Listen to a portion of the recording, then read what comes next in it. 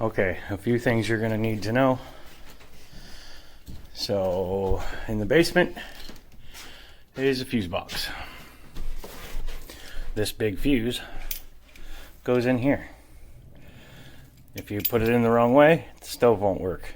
So, this turns on the stove. That's why it says stove. Shouldn't need to do anything else with that.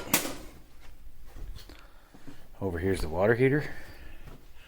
Gas shut-off valve here. That's on. Right now the water heater is on and I'm going to turn it off. That's pilot. That's off. When you need to relight it, turn it to pilot. Hold the button down. Click the igniter. And then you'll want to check way back in there. See if there's fire. No. It's kind of a pain in the ass, but it's necessary. Alright, so when I leave, I turn it off. Once it's out, then I turn off the gas here. That should be all of the basement stuff that you need to know for this particular trip. Hang on, and I'll add some more details when I get upstairs. Alright, so the house is simple. Don't mind the back porch. I started chipping this off, and I'm not done yet, so please be cautious when you're walking on that. Don't want anybody to skin a knee or break an ankle.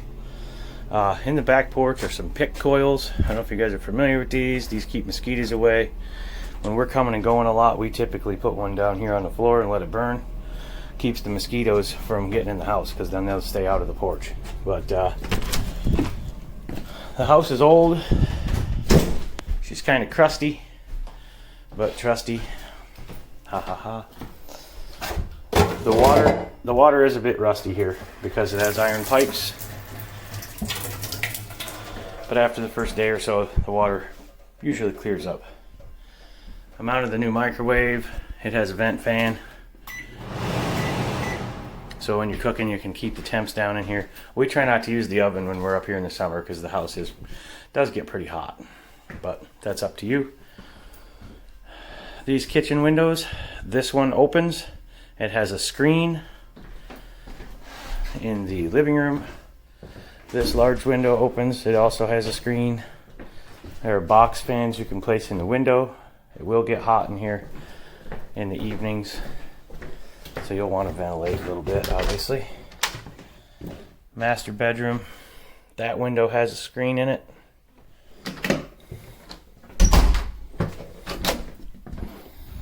Spare bedroom. This window opens, and I took the storm window off for you.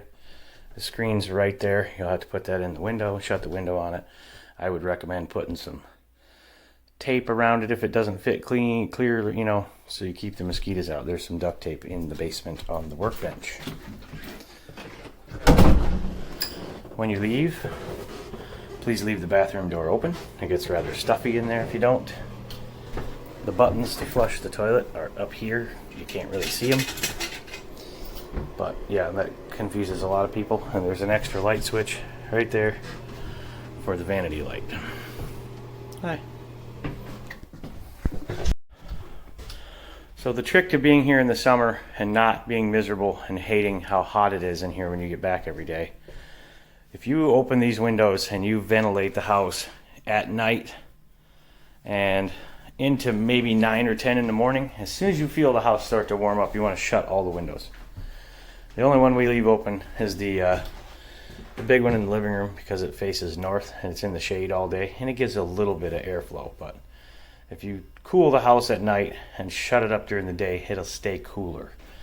And then, you know, put your fans back in the windows, whatever, and ventilate after 7 or 8 as this become an evening and it's cool outside. This is a washer and dryer, and they hook to the sink. They're not big enough to even worry about using them. We don't use them. We're getting ready to sell them because they do such a small load and it takes so long, it's just not worth it. By the front door there is a closet that has more paper towels. There's only a few rolls left.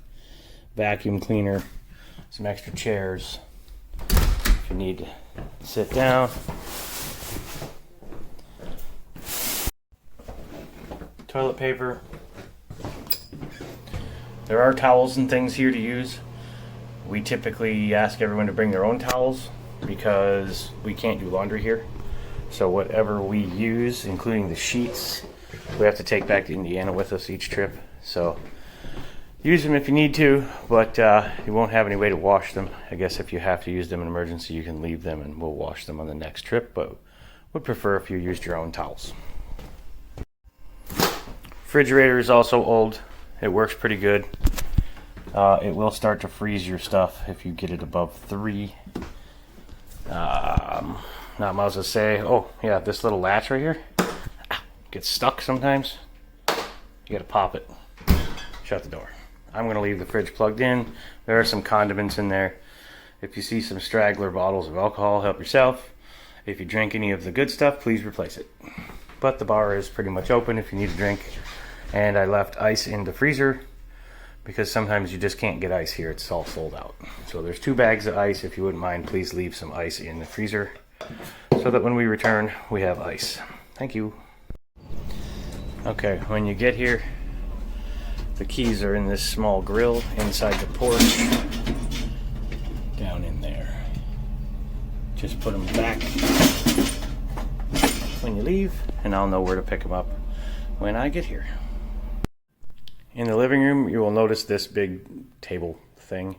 These are all activity maps and tourist trap stuff, things you can find to do. There's maps of all kinds of lakes. There's ORV trail, fishing guides, and all kinds of things. There are some lake map books here somewhere down there that have information and stocking data on all of the surrounding lakes.